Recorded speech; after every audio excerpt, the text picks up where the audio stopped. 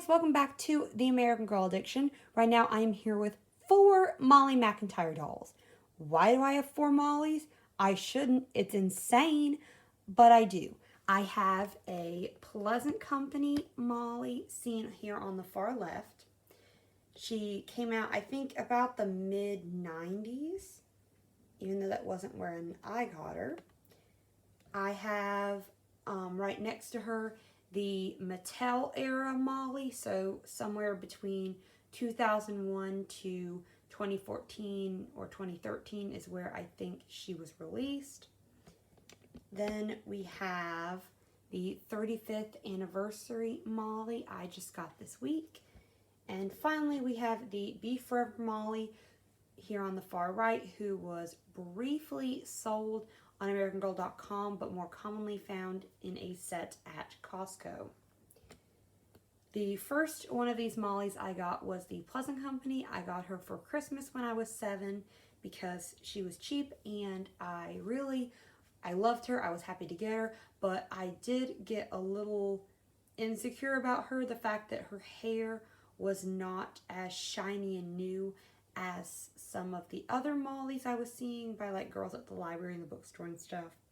And also because she's a tiny bit wider. She's like 1/8 of an inch wider than the Mattel dolls.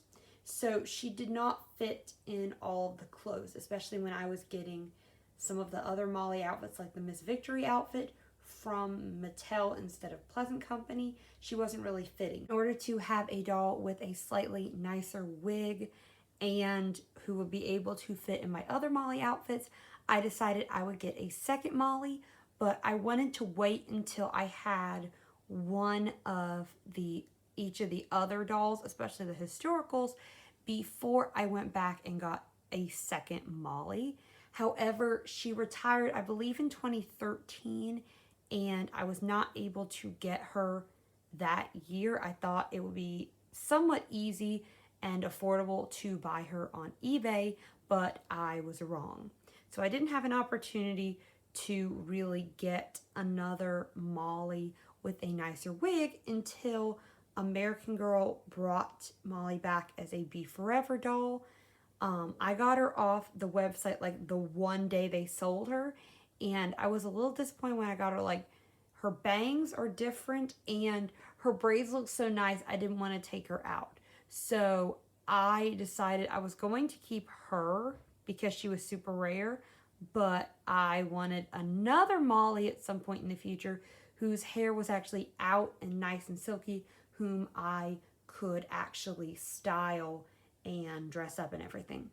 So I had an opportunity last year to get a Mattel sort of pre-Beforever Molly off eBay, relatively affordable, and I took that opportunity. I actually made a video on the channel showing me kind of fixing up her hair. So at that point I was satisfied. I had 3 Mollys, and each of them, they looked different, as you can kind of see here and we'll get into later. But then they come out with the 35th anniversary Molly, and I saw her and I was just like, okay, I guess I'm gonna have 4 Mollys. So right off the bat, one of the big differences, other than the body size, which again, the Mattel, Beforever, and 35th anniversary all have about 11-inch bodies, or like a diameter of 11 inches, which tracks with most of the Mattel made dolls, and that's what most of the doll clothes, when people say made for American Girl, they're referring to, they're going to fit that 11-inch waist. But the Pleasant Company has about 1/8 of an inch extra to her, so that's one of the big differences. You're also possibly going to notice their eyes. They all have gray eyes, but the Pleasant Company Molly seems to have, let's see if I can get close here. They seem to have slightly more vibrant eyes, the other 3, than the Pleasant Company. So here you can kind of notice that the Mattel doll has slightly darker eyes than the Pleasant Company, which could just be because this one here it could be that hers are faded because she is pretty old. But yeah, so their eyes are slightly different. These three look more alike than they do to the Pleasant Company. Another big difference is their bangs. The Beforever's bangs are different because they're shorter. They only go to about right here on her head. Whereas the other ones have their bangs further back on their head, more like halfway through maybe. Halfway through the wig cap. So that's a pretty stark difference. The bangs themselves are also shorter. Here you can see hers they're pretty short. Whereas some of the other ones have longer bangs. Like the Pleasant Company really has long bangs. They're very thick. And the Mattel and the newer Molly have, compared to the Pleasant Company, shorter bangs, and compared to the Beforever, longer bangs. The Pleasant Company also has slightly lighter hair, only very slightly, it's barely noticeable, but she has slightly lighter hair. The rest of them, if I turn off this light, it's a little more obvious. And then the Mattel, hers is just a little tiny bit darker than the Pleasant Company's and just a smidge lighter than the 35th anniversary.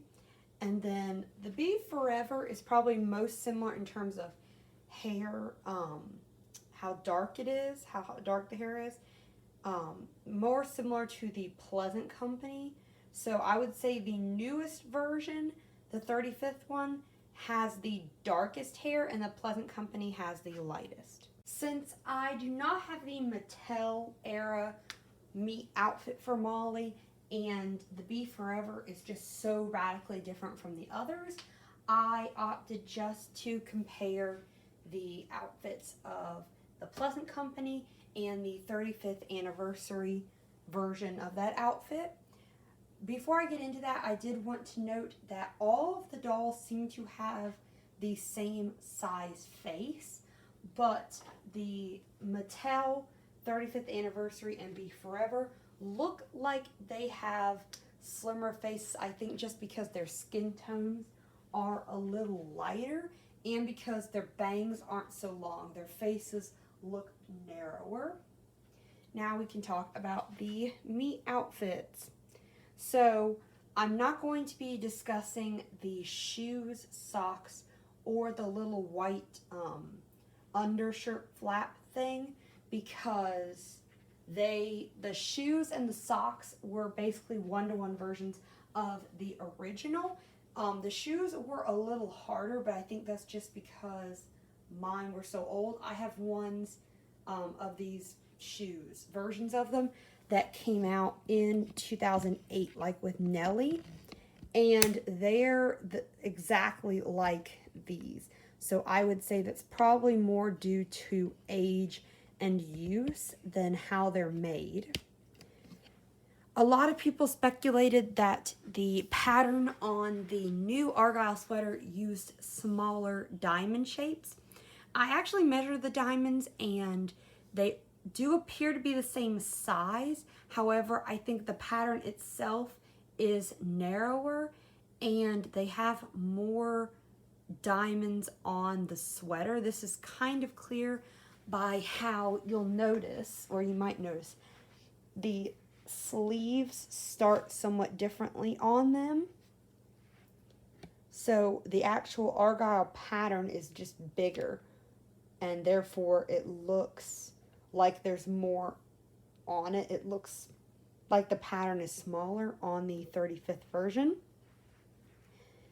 The sleeves, the Pleasant Company looks at first like it's got longer sleeves, but I think that's mainly due to age.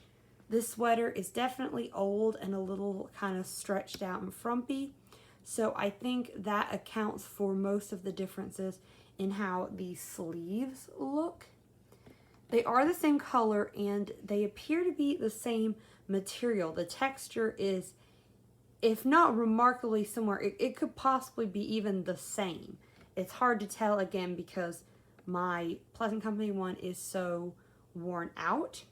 This will be something that a lot of people probably want to know, is that the new version of the sweater, while the old one was pull over, so you had to put it on over the doll's head. You couldn't put them in first because then their cloth bodies won't fit. Believe me, I tried.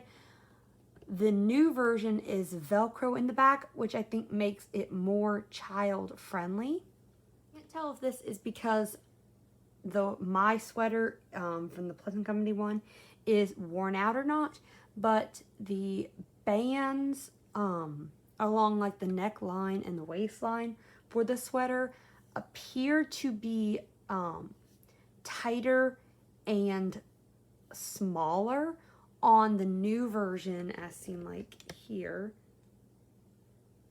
than they are on the original, which again, I don't know if that's just because I've taken mine on and off so many times or what. The skirts are insanely similar. Just by looking at it, I mean, you can tell mine's more crinkled, but honestly, it'd be very difficult to tell them apart, I think, for most people. I thought the newer one was thinner, but it actually is really about as thick. It's smoother and more refined, but I think it's as thick as the original, which impressed me a lot. Overall, and the Velcro too. The Velcro was definitely, both skirts had it. It was about the same length. The Pleasant Company used black Velcro. The newer one used white Velcro, but other than that, the skirts are pretty much, oh, this one also has this American Girl tag thing sewn on there. But other than that, they really are extremely similar. And overall, I would say Molly is probably the best recreation that they did for this 35th anniversary. I might change my mind when I do my comparisons for the other dolls, but I would say they did an amazing job remaking Molly, because she's kind of a blend, as you saw before. She's a blend of all the other three, actually. She's kind of a blend of them, but she's definitely seems right in between the Pleasant Company and the Mattel version of the doll.